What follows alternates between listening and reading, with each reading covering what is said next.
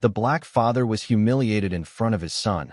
What happened next made everyone cry. The laughter came first, not loud enough to shake the walls of the luxurious restaurant, but sharp enough to cut through the heart of a little boy sitting quietly beside his father.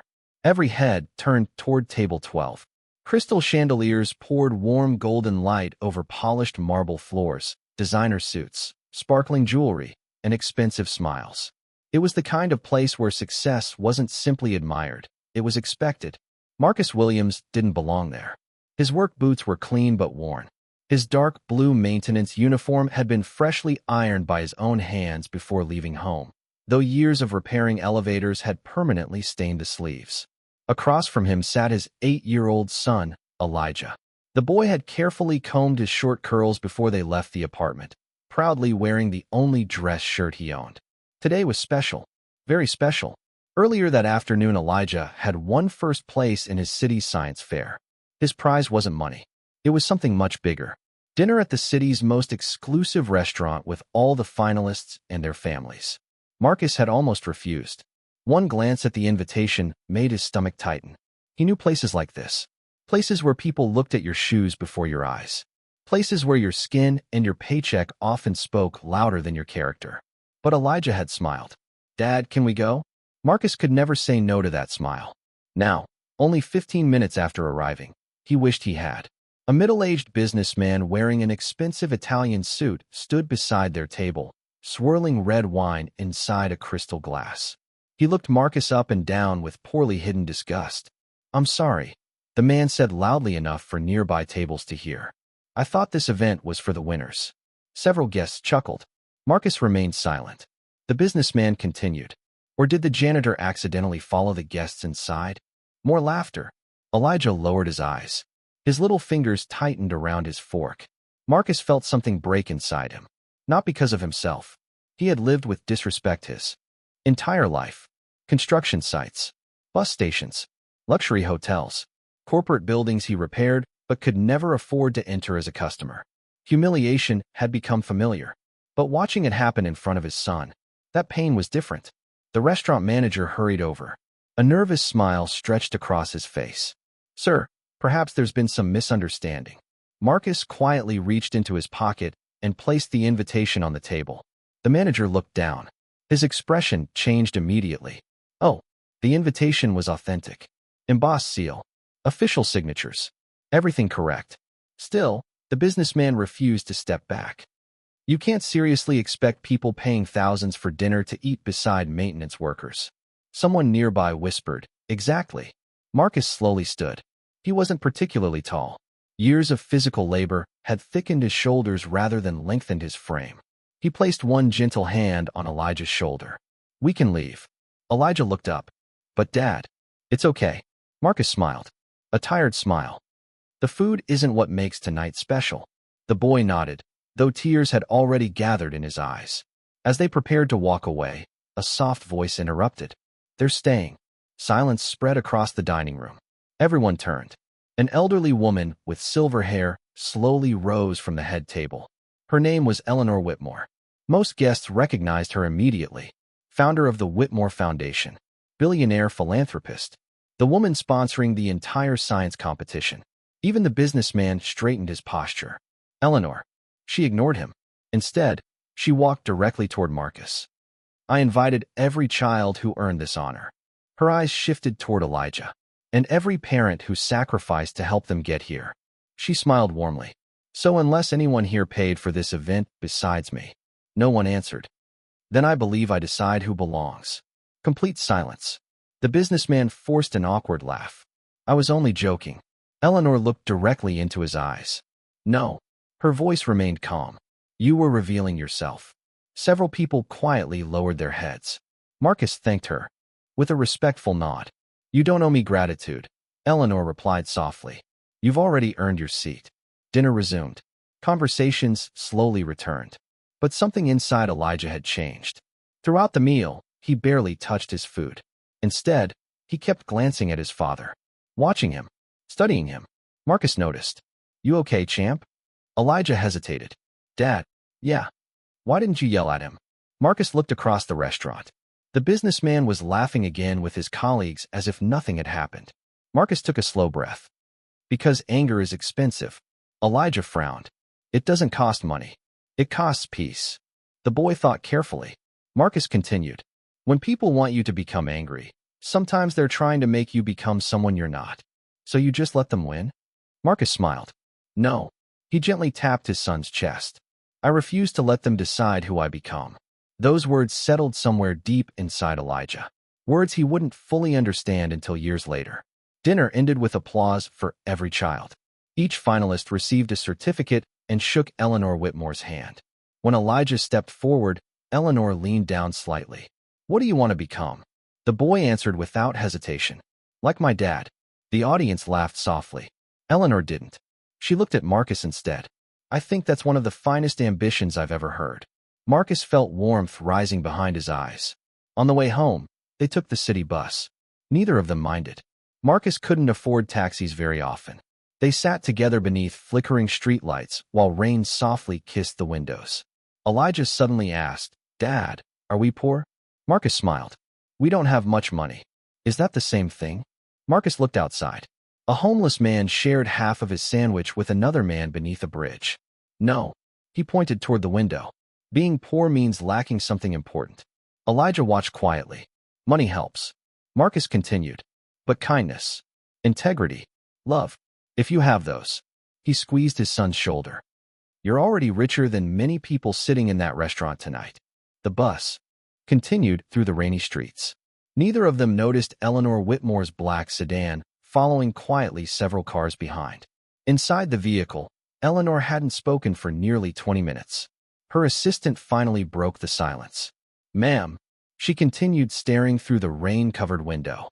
Find everything you can about Marcus Williams. The maintenance worker? The father? The assistant nodded. 2 days later, a thick folder rested on Eleanor's desk. Marcus Williams. Age 42. Army veteran. Former engineering student. Dropped out during his final year after both parents died within 6 months. Worked 3 jobs to raise his newborn son after losing his wife during childbirth. Never remarried. No criminal record. No debt besides a modest apartment loan. Over 2,000 volunteer hours repairing elevators and wheelchair ramps at community centers without charging a dollar. The assistant looked puzzled. Why would someone with engineering talent spend 20 years fixing elevators? Eleanor quietly turned another page. A handwritten recommendation from Marcus's former professor slipped out. He was one of the brightest engineering minds I've ever taught. He left only because life demanded sacrifice. Eleanor closed the folder. Then she whispered to herself, not everyone who stops climbing has failed. Some simply stayed behind to carry someone else. The following Monday, Marcus arrived at work before sunrise. He always did. While the city still slept, he inspected elevator shafts inside one of downtown's tallest office towers. People rarely noticed maintenance workers unless something broke. Marcus preferred it that way. He enjoyed solving problems quietly. Around 9 that morning, the building erupted into chaos. One of the executive elevators suddenly malfunctioned between the 34th and 35th floors. Emergency alarms echoed through the tower. Inside the elevator were 6 executives, including the same businessman who had mocked Marcus in front of Elijah. Marcus recognized his voice immediately through the emergency speaker. Get us out of here. He said nothing about the restaurant, nothing about the humiliation. He simply grabbed his tools and ran. The elevator had suffered a rare braking system failure, a dangerous one. Several inexperienced technicians suggested waiting for specialized engineers. Marcus shook his head. They won't arrive for 45 minutes. What if the cables fail? They won't. How do you know? Marcus calmly pointed toward the control panel. Because the sound isn't coming from the cables. Everyone looked confused. Marcus closed his eyes. Listened. 5 seconds. 10. Then he smiled. It's the counterweight guide. Without another word, he climbed into the maintenance shaft. Without another word, he climbed into the maintenance shaft. The steel walls swallowed him. Below, 34 floors of darkness opened like a grave. Above, emergency lights flashed red against cables thick as a man's wrist. The air smelled of grease, dust, and overheated metal. Marcus clipped the safety line to his belt and lowered himself onto the narrow service beam. Through the elevator wall, he could hear panic. A woman was crying. Someone was pounding against the doors. And then came the voice he remembered. Do something. We could die in here. Marcus placed his palm against the steel. The vibration traveled into his bones. Uneven, sharp, repeating every 3 seconds. He closed his eyes. Machines spoke differently from people. They did not lie. They did not judge your clothes. They did not care about the color of your skin. They simply told you where they were hurting, if you were patient enough to listen. Marcus leaned toward the counterweight rail. There, a fractured guide shoe had twisted against the frame.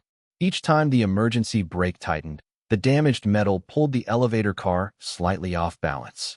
The cables were holding, but if the guide broke completely, the car could tilt and jam hard enough to injure everyone inside. Marcus spoke into his radio. Cut primary power. Keep auxiliary lighting on. A technician below answered immediately. Are you sure? Yes. The lights inside the shaft dimmed. The building seemed to inhale. Marcus reached for a wrench. His gloves were already slick with oil. He had repaired hundreds of elevators, but never under this kind of pressure. One careless movement could release the brake. One dropped tool could fall 30 stories. One wrong assumption could kill 6 people. He worked slowly. That was the first thing fear tried to steal from a person: patience. Marcus refused to give it away. Inside the elevator, the businessman shouted again. How long is this going to take? Marcus recognized the same impatience that had lived in the restaurant. The same belief that every room should bend around him. Marcus answered through the intercom. My name is Marcus Williams. I'm working above you. I need everyone to stand against the rear wall and remain still. Silence. Then the businessman's voice changed. Not much, but enough. Marcus. Marcus tightened his grip on the wrench. Yes. Another silence followed. The man had recognized him. Everyone inside the elevator could hear it. The businessman lowered his voice. You were at the science dinner. I was. The woman who had been crying stopped. No one spoke. Marcus continued working. A bolt resisted. He leaned harder. Pain shot through his shoulder. Years earlier, during his military service, a vehicle accident had damaged the joint. Most days it was only an ache. Under pressure, it became fire. He breathed through it. Below him, the emergency brake groaned. The elevator dropped half an inch. Screams exploded inside the car. Marcus slammed one boot against the beam and seized the damaged guide with both hands. The entire weight of the car shifted against the rail. Metal tore through his glove. A sharp edge opened his palm. Blood spread across the steel. Marcus! A technician yelled through the radio. I'm fine. He was not fine. His left hand trembled. His shoulder burned. The safety line cut into his waist. But the car had stopped moving. Inside the elevator, the businessman spoke again. This time, there was no command in his voice. Only fear. Please. Marcus looked down at the dark space beneath his boots. He thought of Elijah sitting at the restaurant. Small shoulders folded inward. Eyes lowered while adults laughed. He remembered the question. Why didn't you yell at him? Marcus could have let bitterness enter the shaft.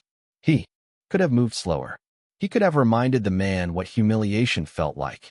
But revenge was another kind of cage. And Marcus had spent his entire life teaching his son how to remain free. He pressed the radio button. I'm going to get you out. The words were calm. Certain. He removed the damaged guide shoe and forced a temporary brace into place using a steel support plate from his toolkit. It was not elegant. It was not the repair written in the manual, but it would hold long enough. Marcus signaled the control room.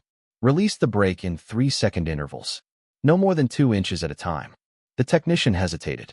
That's not standard procedure. Neither is dying while waiting for permission. The brake released. The elevator lowered 2 inches. Stopped. 2 more. Stopped again. Marcus followed the car downward, checking the brace after each movement. Sweat ran into his eyes. Blood dripped from his palm and disappeared into the darkness. After several minutes, the car aligned with the 34th floor. Rescue workers forced the doors apart. One by one, the executives stepped out. Some cried. Some collapsed into waiting arms. One woman kissed the floor. The businessman came out last. His name was Richard Hale. Marcus remembered hearing it at the dinner. A real estate developer. Board member. Millionaire. A man whose companies owned half the office towers downtown. Richard stepped onto the floor with his expensive suit wrinkled and his face pale. For the first time, he looked small. Marcus emerged from the service hatch several minutes later. His uniform was dark with oil. Blood had soaked through the cloth wrapped around his hand. People began applauding. At first, only a few rescue workers. Then technicians, employees, security guards. The applause moved through the hallway until dozens of people were standing. Marcus looked uncomfortable. He had never known what to do with praise. He lowered his eyes and began gathering his tools. Richard stood several feet away. He opened his mouth. Nothing came out. Marcus placed the wrench into his case. Richard tried again. You saved my life. Marcus continued packing. You and 5 others. Richard stared at the blood on Marcus's hand. You could have been killed. Marcus closed the toolbox. So could you. There was no anger in his voice. That made the shame worse. Richard looked around. Everyone was watching. At the restaurant, an audience had made him crueler. Here, an audience made him honest. He walked toward Marcus. I owe you an apology. Marcus met his eyes. You owe my son one. Richard flinched. The hallway went silent. Marcus's voice remained low. You embarrassed me, but I'm a grown man. I know who I am. He paused. My son is 8. Richard swallowed. He was proud that night. Proud of what he built. Proud to bring his father. Marcus looked down at his injured hand. You made him feel ashamed of me. Richard's face tightened. No insult could have struck him harder. Marcus picked up the toolbox. That's what you need to apologize for. He walked away before Richard could answer. That evening, Marcus returned home with 6 stitches in his palm and his arm in a sling. Elijah was waiting by the door. The moment he saw the bandage, his eyes widened. Dad, Marcus barely had time to set down his bag before the boy wrapped both arms around his waist. I'm okay. You got hurt. Just a little. I saw you on the news. Marcus looked toward the television. A reporter stood outside the office tower, describing the dramatic rescue. Behind her, Marcus's employee photograph filled the screen. The caption beneath it read, Local maintenance worker saves 6 lives. Elijah stepped back. You saved the man from the restaurant. Marcus nodded. The boy stared at him as if trying to solve a difficult equation. Why? Marcus sat carefully on the couch. Because he was in danger. But he was mean to you. Yes. He made people laugh at us. Yes. Elijah's voice grew louder. You could have just let someone else save him. Marcus reached out and gently pulled his son closer. Maybe someone else would have. That's not what I asked. Marcus studied his face. Elijah was not angry because he wanted revenge. He was angry because the world had confused him. He was trying to understand why goodness should survive after being wounded. Marcus placed his uninjured hand over the boy's heart. Listen to me. Elijah went still. What someone does to you tells you who they are. Marcus tapped the boy's chest softly. What you do next tells you who you are. Elijah looked down. Marcus continued. If I let his cruelty decide whether I save his life, then his cruelty becomes stronger than my character. The boy's eyes filled. Wasn't it hard? Yes. Did you think about the restaurant? Marcus answered honestly. Yes. What did you feel? Marcus looked toward the rain gathering on the apartment window. Hurt. He paused. Then I thought about you. Me? I imagined you watching. Elijah wiped his cheek. And I knew the kind of father I wanted you to see. The boy leaned into him. They sat together in silence while the news repeated the rescue. Across town, Richard Hale sat alone in a penthouse larger than Marcus's entire apartment building. The television showed Marcus stepping away from reporters. Richard watched the footage again. Then again. In every replay, Marcus looked exhausted. In every replay, blood covered his hand. And in every replay, Richard heard the words from the hallway. You owe my son one. On the marble table beside him sat a framed photograph of Richard and his own father. Richard was 12 in the picture. His father had been a factory owner. Cold. Demanding. A man who believed kindness made employees lazy and apologies made leaders weak. Richard had spent his entire life becoming exactly like him. For years, he had called it strength. Now, staring at the man who had risked his life to save someone who had publicly humiliated him, Richard understood how wrong he had been. Marcus had entered the elevator shaft with nothing to gain. No promotion, no money, no guarantee of survival. He had done it because 6 human beings were trapped. Richard covered his face. For the first time in many years, he cried without trying to hide it. 3 days later, Marcus received a call from Elijah's school. The principal asked him to come in Friday morning. She would not explain why. Marcus arrived wearing his cleanest work uniform because he had to go directly to his shift afterward. When he entered the school auditorium, every seat was filled. Students, teachers, parents, local reporters. Elijah stood near the stage beside his science project. The small model showed a low-cost emergency braking system for old elevators. Marcus stopped walking. He had helped Elijah build the frame, but the idea belonged entirely to the boy. A screen behind the stage displayed the words, "Courage in Action Assembly." The principal approached the microphone. "Today, we plan to honor a student for winning our city science fair." She smiled at Elijah. "But this week, that student taught us that intelligence is not the only thing passed from parent to child." The auditorium doors opened behind Marcus. He turned. Richard Hale entered alone. No assistants. No security. No expensive entourage. He walked down the aisle slowly. Whispers followed him. Elijah saw him and immediately moved closer to his father. Marcus felt the boy's hand slip into his. Richard stopped several feet away. His face looked different without the confidence he wore in public. More human. More tired. He looked at Marcus first. Then he lowered himself onto one knee in front of Elijah. The room became silent. "Elijah," he said, "I came here because I need to tell you something." The boy said nothing. Richard's voice shook. "At the dinner, I treated your father as if his job made him less important than me." He glanced toward Marcus. "I judged his clothes, his work, and his place in the room before I knew anything about his character." Richard looked back at Elijah. "I wanted other people to laugh with me because I thought making someone else feel small would make me look powerful." He took a breath. "But when I was trapped in that elevator, your father had every reason to hate me." Elijah's fingers tightened around Marcus's hand. "He came anyway," Richard said. "He climbed into danger. He was injured, and he saved my life." Richard's eyes filled with tears. "I humiliated your father in front of you." His voice broke. "And he showed me, in front of everyone, what a real man looks like." Several people in the audience began crying. Richard reached into his coat and removed something small.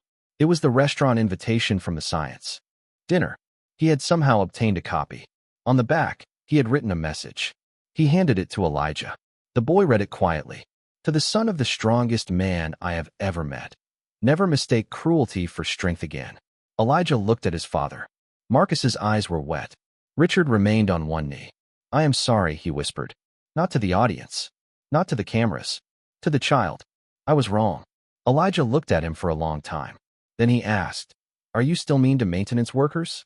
A soft, nervous laugh moved through the room. Richard did not laugh. "I'm trying not to be." "That's not the same as no." "No," Richard admitted. "It isn't." Elijah studied him with the seriousness only children can carry without pretending. Then he held out his hand. "My dad says people can choose who they become next." Richard stared at the small hand. His face collapsed. He took it carefully, and the entire auditorium rose to its feet. The applause was louder than the restaurant laughter had been, but Marcus barely heard it. He was looking only at his son. Elijah turned toward him and wrapped his arms around his waist. "I'm proud of you, Dad." Marcus closed his eyes. For years, he had feared poverty would be the greatest thing he passed to his child. A small apartment, second-hand clothes, bus rides in the rain. He had worried Elijah would remember everything his father could not provide. But standing beneath the white lights of that school auditorium, Marcus understood that children did not measure wealth the way adults did. They remembered who held their hand, who stood beside them, who remained gentle after the world gave them permission to become hard. Marcus bent down and kissed the top of Elijah's head. "If this moment touched your heart, remember this. The people who appear powerless may be carrying the greatest strength in the room." Weeks passed. Richard changed several company policies. Maintenance staff were invited to safety meetings. Hourly workers received emergency training, better insurance, and direct access to management. He created a scholarship for children of service workers, but Marcus refused to let it carry his name. "Name it after the people. Nobody sees," he said. So Richard called it the Invisible Hand Scholarship. The first recipient was not Elijah. Marcus insisted another child needed it more. Richard did not argue. He was learning. Slowly. Imperfectly. But honestly. Months later, Elijah's elevator safety design received funding from the Whitmore Foundation. Engineers developed a working prototype based on his idea. Marcus was invited to consult. At first, he refused. "I'm not an engineer." Eleanor Whitmore smiled. "You left school. That is not the same as losing your mind." With her help, Marcus completed the final year of his degree. He attended night classes after work. Elijah sat beside him at the kitchen table, doing third-grade homework while Marcus studied advanced mechanical systems. Sometimes they both fell asleep over their books. Sometimes dinner was only soup and bread. Sometimes Marcus's injured shoulder hurt so badly he could barely lift a pencil. But they kept going. 2 years later, Marcus Williams crossed a university stage wearing a black graduation robe. The audience rose before his name was fully announced. Eleanor sat in the front row. Richard sat several seats behind her. But Marcus looked only for Elijah. His son stood on a chair, clapping with both hands above his head. Marcus lifted the diploma. Elijah lifted the old restaurant invitation. The paper had been folded so many times that the edges were soft. After the ceremony, they walked outside together. The evening sun reflected across the glass buildings downtown. One of those buildings belonged to Richard. Another contained the elevator Marcus had repaired. Cars moved through the streets. Workers emptied trash bins. Security guards opened doors. Executives hurried past with phones pressed to their ears. For once, Marcus did not feel invisible. Not because strangers recognized him. Not because his name had appeared on television. Not because a diploma rested beneath his arm. He felt visible because his son saw him clearly. Elijah reached for his hand. Marcus held it.